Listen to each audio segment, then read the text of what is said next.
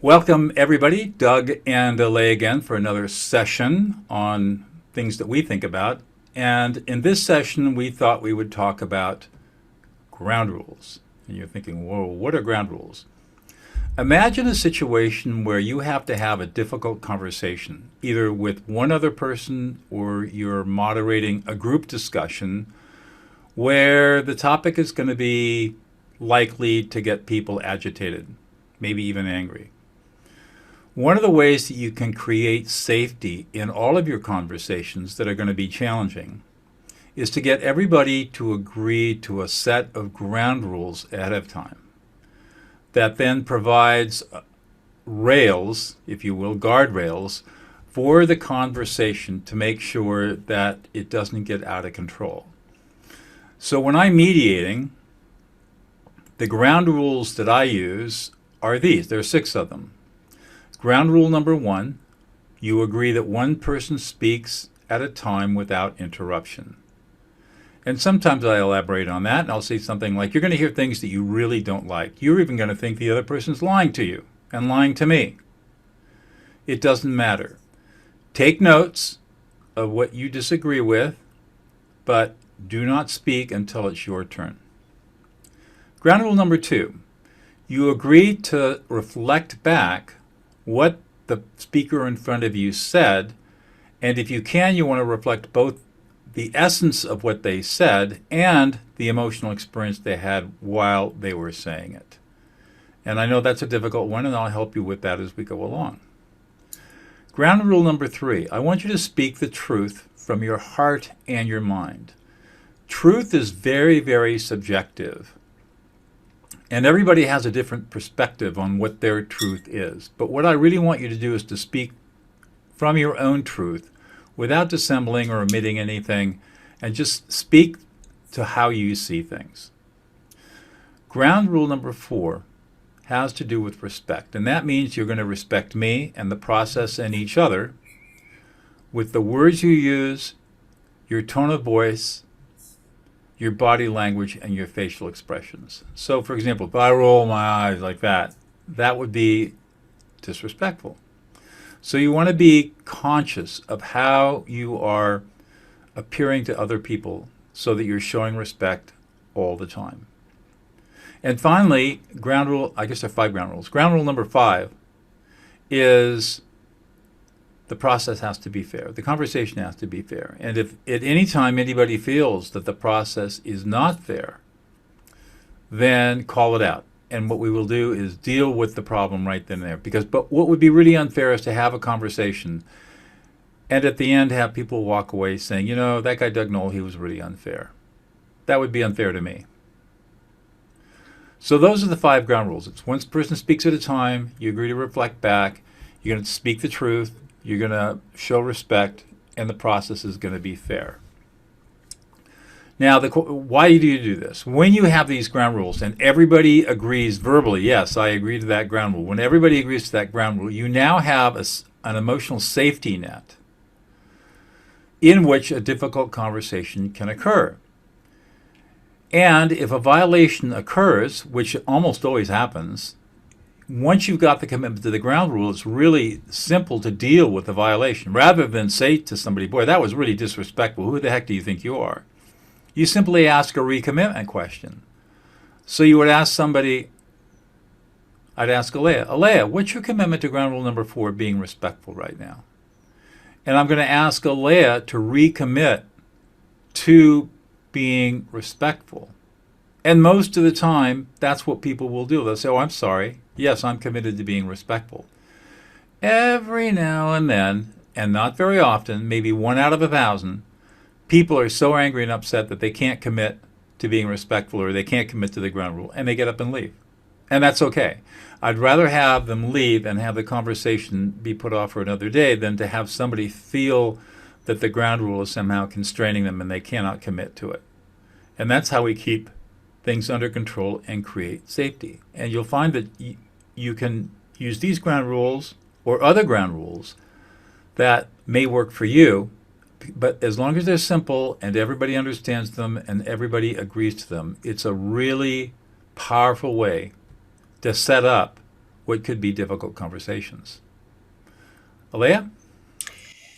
So from an energetic and an empathic perspective, I totally agree with all of those ground rules. And I think it's really important that prior to the conversation, and if you're in relationship with somebody and you want to start talking on a regular basis, once a week, of sharing each other's feelings, then you would actually write down those ground rules. And before the two of you sit down and have the conversation, each one of you has a copy, or the family has a copy of the ground rules, so that they're looking at those ground rules while they're in the conversation, while they're listening, while they're reflecting. And it's also great to have pen and paper, but you want to be mindful of pen and paper, because if somebody's talking and you're writing, you're not really deeply listening. So it's this fine balance, and we want to think of it more like an art that we refine the more that we practice. And the more that you agree to these ground rules out loud and on paper in front of you, then eventually you move into a place of being in relationship with people that all know the ground rules, and you just naturally start being that way in all of your conversations, because this is a culture that you're creating. It is communication, connection, love, respect, kindness, gentleness, compassion. So that's one way to approach the ground rules, and I'm going to add in a couple other layers. When you bring in those ground rules and there's the piece around respect, there's also another ground rule that you could bring in, and you all agree to be personally responsible for your own emotions and your own reactions. And then you stay out of the blaming and the shaming of another person when they do something that might irritate you, annoy you, or upset you. So when we blame and shame, we're essentially not taking personal responsibility for our emotional reaction.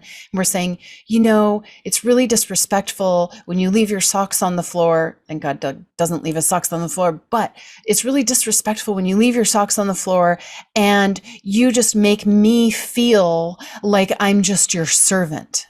So now I'm blaming and I'm shaming, and he's making me feel a certain way. I am not taking personal responsibility for the way that I am reacting and responding. And that is a very unhealthy, actually abusive way of being in relationship. So when you bring in the ground rule of personal responsibility with your emotional reaction, no shaming and no blaming. So we'd add that one in.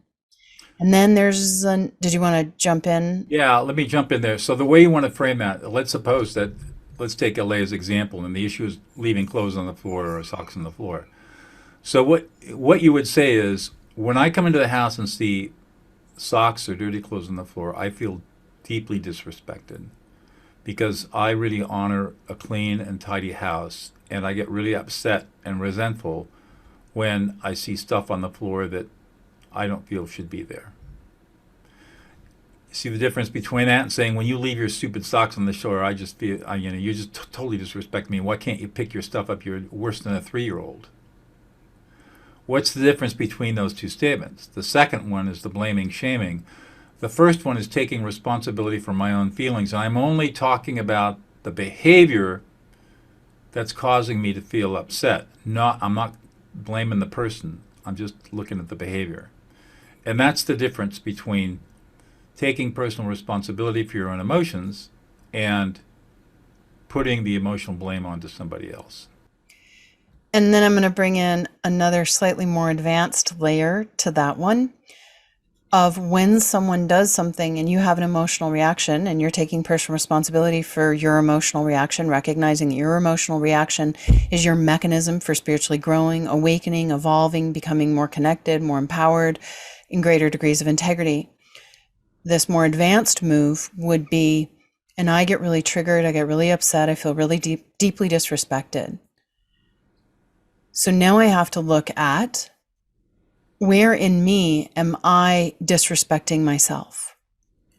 Where do I want to cultivate a deeper level of self-control, or whatever it might be? So we want to start looking at the emotional reaction and saying, this is a growth moment.